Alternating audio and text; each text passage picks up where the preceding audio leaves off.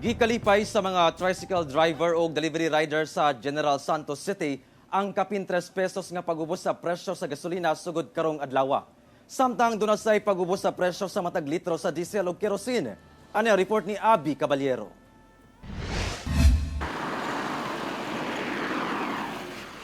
Matag adlaw ana matod pa sa duha ngadto sa 5 ka litro sa gasolina ang ginapatubil sa food delivery rider nga si Rosa May.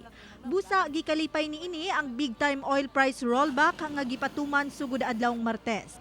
Sa 3 pesos and 5 centavos per liter nga pag-ubos sa presyo sa gasolina, ana matod pa sa 15 pesos ang iyang matipid sa iyang budget nga ginapatubil matag adlaw.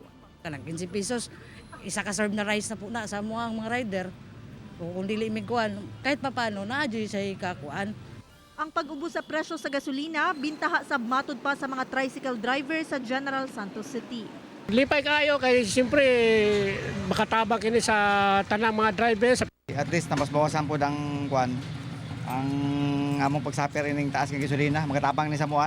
Gawa sa presyo sa gasolina, miubusab ang kada litro sa diesel ngadto sa 2 pesos and 45 centavos. Ug anaa sa 3 pesos ang giubos sa kada litro sa kerosene. Panghinaot sa mga konsumante nga unta magpadayon na ang oil price rollback. Menda nga, mas steady ba, man-neutralize ang kamahal kay para makuan po na mo ang daily income na mo nga makaalalay-alalay po sa mo. Tunta para mas mo baba pagit gamay para Sumala sa Department of Energy, walay kasiguraduhan kung magpadayon ang pag-ubos sa presyo sa produktong petrolyo.